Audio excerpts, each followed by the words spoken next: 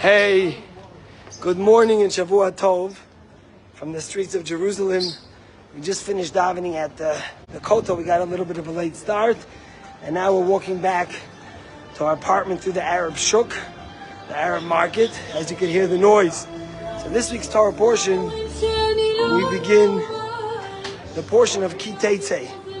And the portion of Ki Teitzei begins with the Torah telling us Ki Teitzei la'melchama lo yivecha, that when a Jew goes out to war with his enemies, when his son Hashem alikecha biyadecha v'shavisa shivya, and God will deliver them into your hands, and you will conquer. And the question all the rabbis ask, and the Baal Shem Tov discusses at length, is why does he say alo yivecha, on your enemies? Usually you go to battle with your enemies, not on your enemies. And the Baal Shem Tov says like this, he says, Ki seitzi la'melchama alo yivecha. When a Jew goes out to battle, he has to know what he's fighting for and who's on his side. He goes above his enemies because when he knows that God is watching him, when he knows that God is with him, when he knows that he's fighting for truth, for morality, for human rights, for spirituality, for godliness, then it's guaranteed that it's in the Son Hashem Alekecha B'Yadecha, God delivers you a victory. That's all that happens when you go Alo Yavecha. You know, in this week in Shul on Shabbos, Friday night, we arrived on Friday and we went to the Kotel to daven.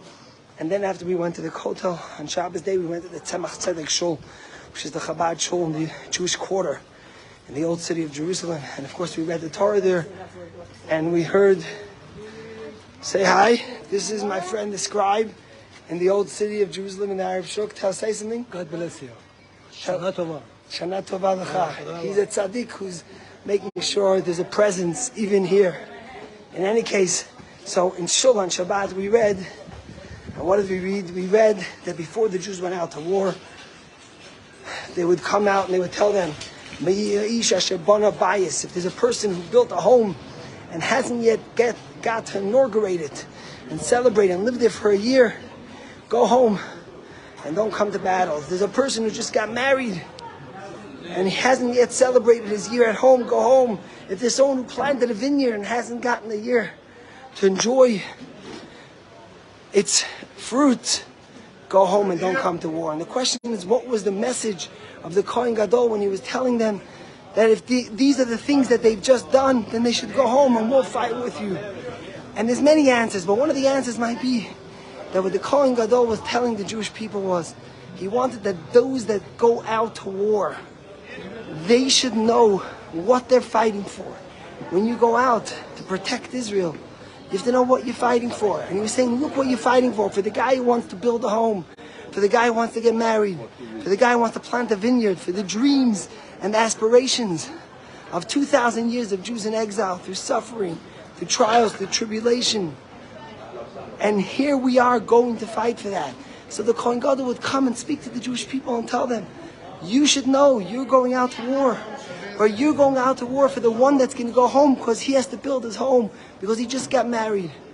And when you think about, over Shabbos and throughout our time here, we get to see the soldiers and the police who protect this holy land. And every time, especially with Beryl's with me, I make sure he wants to go shake their hands and he wants to say Shabbat Shalom to them. And I always say, tell them thank you for your service. Because the Rebbe taught us that every single soldier who dons the uniform to protect the land of Israel is a holy person, protecting the Jewish people's right to their own homeland, to the homeland that God has given us as a gift 3,300 plus years ago when he promised it to Abraham, and later when the Jewish people got the Torah and he chose us as his nation.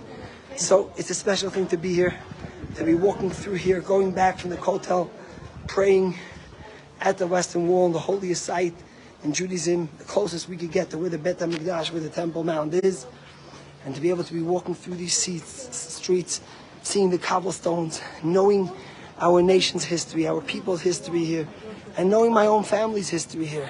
So may Hashem give us that it should be Ki Seitzei la'melchama alo yivecha. We should always go to war with our heads high and proud. We shouldn't let those who want to tell us that we're guilty of one thing, of protecting ourselves, of watching our people. We shouldn't listen to them. Because as Menachem Begin once said, it's better to have bad press than a good eulogy. We have to go alo yavecha with pride, with stamina, with conviction, with knowing that we go with Hashem. And when we go with Hashem, it's in the Son of Hashem, God delivers us. Have an awesome day back home in Boston.